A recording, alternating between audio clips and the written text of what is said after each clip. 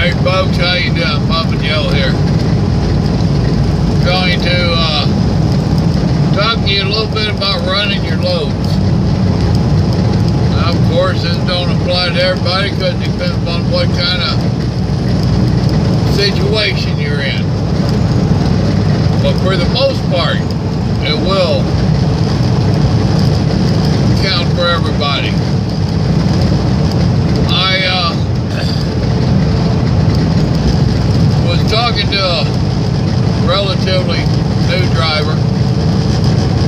He'd only been driving a couple of years for one of them big monster companies, and he had switched off to a little company, and he was doing his first run for them, California turnaround, and he had ran pretty hard getting out to California. He got his drops off. We're looking at reloading back to the Midwest. And, boy, I hate this construction. I hate that truck passing me in it too. But, this was Friday. And he had to deliver this morning in the Midwest. So I was telling him, yeah, I know you're tired and all that, but I also know that you've got almost 1,400 miles to run. So if you have it in you, you need to bounce out there, bounce at least a couple hundred miles.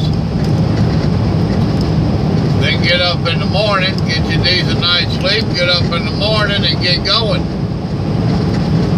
I said, if you do that and you knock out 600 plus miles tomorrow, that leaves you Saturday night where you can get you a real good night's sleep. Then you won't have a hard day Sunday. You get right up against where you're going to deliver and get you a good Sunday night drive. Now, he had to think about it a little bit,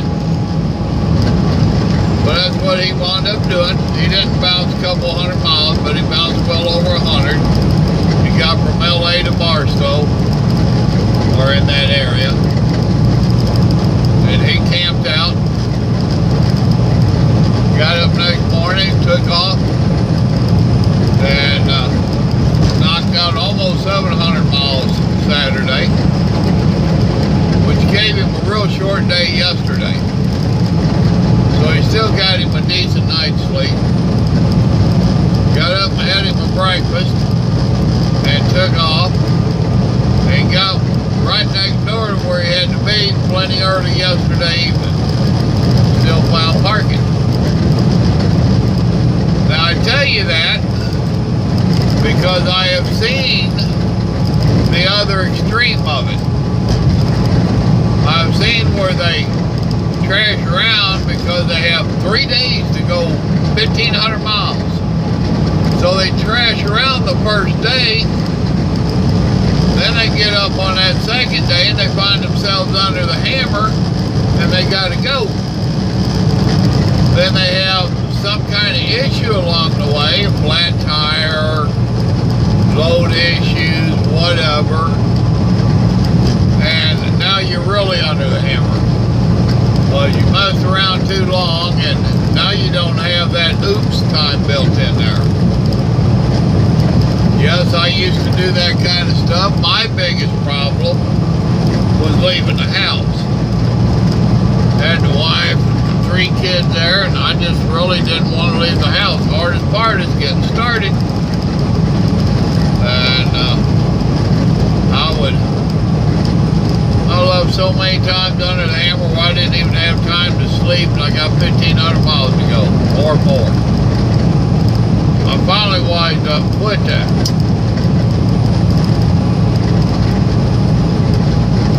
So yes, I do understand that there are some of them out here that still do that. I was speaking with one old boy's wife. Normally me and him would talk,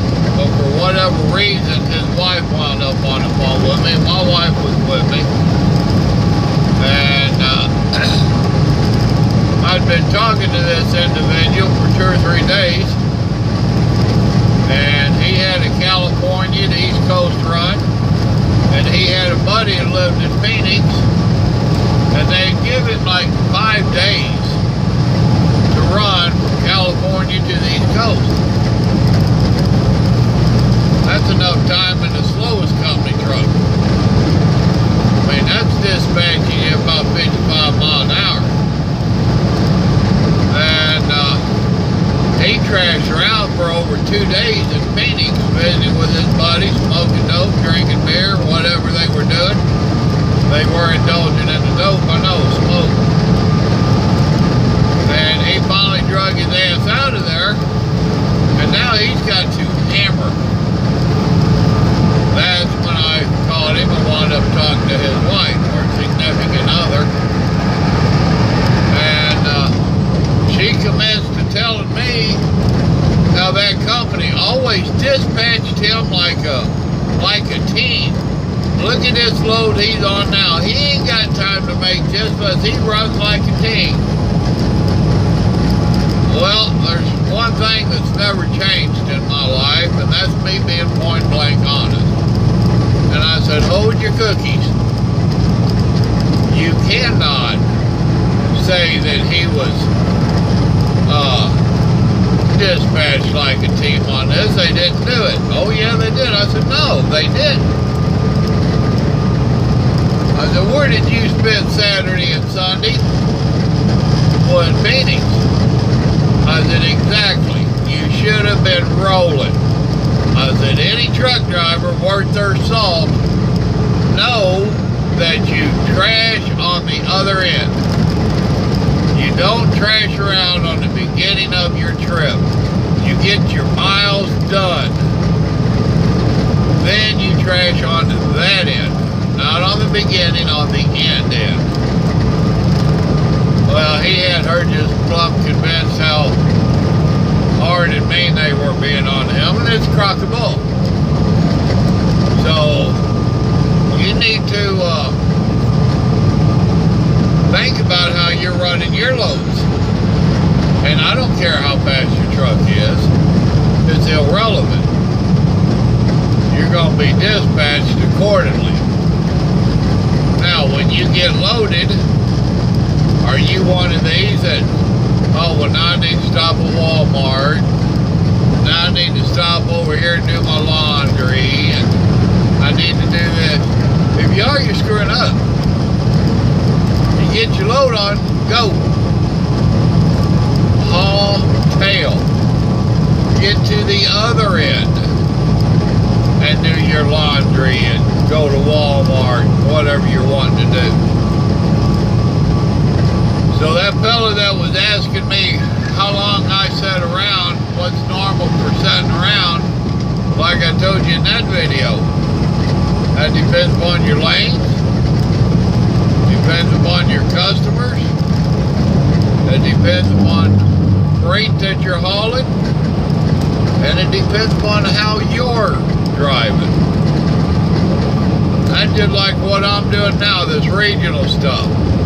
When I was in the office to pick up that one company in Houston, took me home, we talked then, and I've done told them twice. I said, I have to be on top of my game, or Ronnie to be on top of his game. If I'm not doing what I'm supposed to be doing, how can I hold him accountable for not doing what he's supposed to be doing? If he doesn't know that Joe's going to get the job done, then how's he going to figure me out another load? If you're one of these that is constantly running late, then they can't figure you're running. They can't count on you to be where you're supposed to be on time. So what are they supposed to do? They either wait till you're empty to find you a load, or they find you a load that's way down the road, giving you that 2 or 3 hours to be late and get worked in. So, a couple of the most important things that you'll learn in trucking is, the most important is communication. Talk to the people that you need to talk to. That buddy of mine that came over here from Swift, It's just blowing him away how he is not only allowed but expected to call shippers and receivers. And he's like, with Swift, that didn't happen. They didn't want you talking to them. They wanted to go through dispatch. Yeah? Well, guess why? So they can lie and put the blame on you. And yes, they'll do it in a heartbeat. You talk to any of us that was out here before the phones and the computers and stuff, they used to be dispatchers' favorite tool. Oh, the driver overslept, the driver had a flat, the driver messed up. Then you would get over there to talk to these people and find out that they had lied, and you're like, the hell, he said, I didn't get empty until 12 o'clock and I was supposed to be here at 11. It wasn't going to happen, and I was telling them that.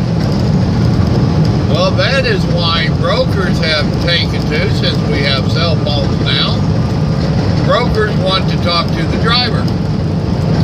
They just couldn't believe the dispatcher. They had done burnt that bridge. It's kind of like the Democrats calling everybody a racist and a hater if you disagree with them. That card's done been burnt. Well, it's the same thing in the trucking industry. They done figured out that those dispatchers were lying just to lock that load in, and now their driver's late, and their driver never stood a chance in the first place. You know? So, you have to hold yourself accountable. You have to do what you have to do and get it done in a timely manner, on time, every time. I know I say every time, but we both know stuff happens.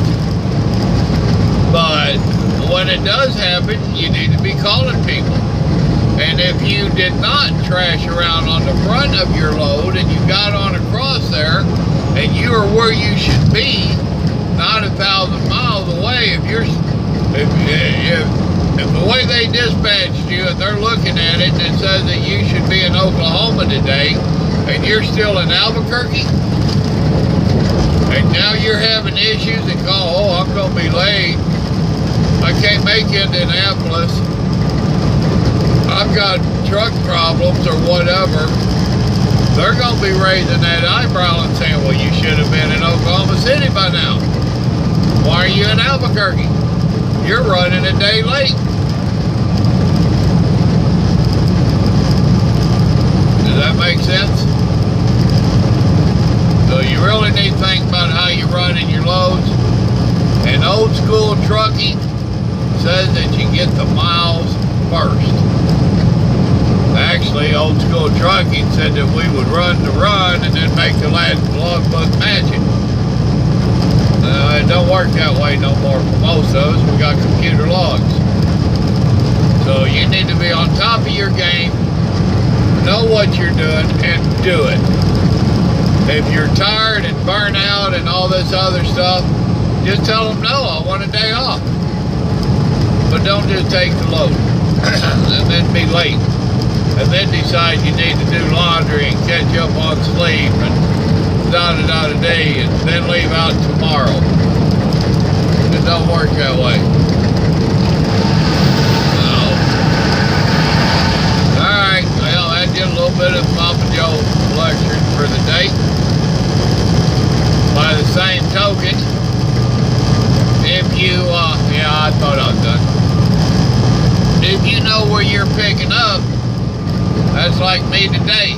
Now, I'd already talked to my dispatcher Friday, and he told me Friday that I was picking up in the same place I did last time, and said it's supposed to deliver straight through at 3 o'clock, and I complained to him, that ain't gonna happen. Well, why not? I said, if I get empty, if I have one drop, I said, they don't start receiving until 8 o'clock. It turned out I had 2 drops.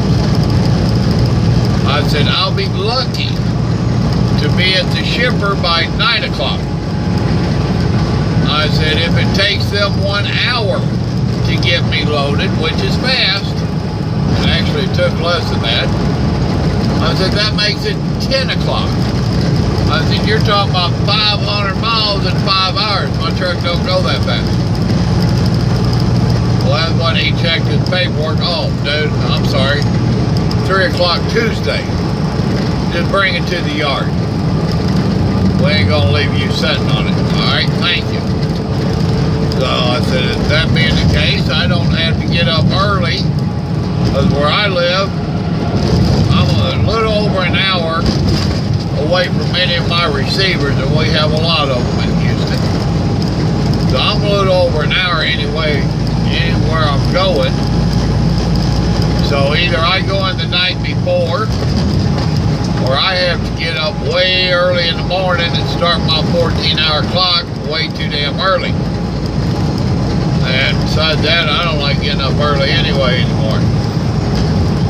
So we try to arrange it so that I can leave my house by 8 o'clock or right at 8 o'clock, get into Atlanta, get into Houston a few minutes after 9 and emptied out by between 10 and 11. So he knows I always shoot to be emptied by noon at the latest. And that depends on what I've got on.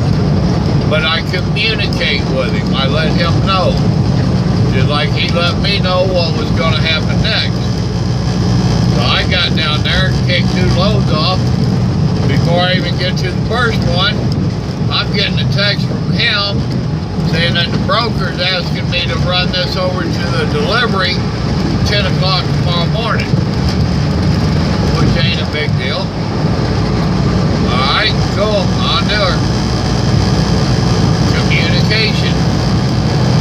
Now on top of that, I got those 2 kicked off, got over there picked up and loaded and out of Houston by 11 o'clock. He didn't worry about it. Did he ping my truck? I'm sure he did. I'm sure he pinged it first thing this morning and seen I was still at the house. He's supposed to get to the office at 8. He usually shows up early. First thing he does is ping all of his trucks, see where they're at. I ain't got a problem with that. 10 years ago, I'd had a problem with it. Nowadays, I don't care. I'm where I'm supposed to be. So, communication. Being where you should be, doing what you need to do, not needing a babysitter, not needing someone to hold your hand, and run the miles. Golden rule, run the miles. But you never know. There's been many times that I've ran the miles and got somewhere a day early, and I would call them. I wouldn't have dispatch call them. I would call the receiver. Hey man, I got it 2 o'clock tomorrow afternoon. I'm already in town. I could be there in an hour. Any chance of kicking me off today? And somebody missed an appointment. Can you work me in? A lot of times they will. Which that's why a lot of times my dispatcher will ask me to call them. Because it's too easy for them to tell the dispatcher, oh no, tomorrow. A little bit harder when you're talking to the driver. So, there you go. That's the Papa Joe spiel. Y'all remember, God loves you and so do I. Be safe. Truck it up safely. Woo woo.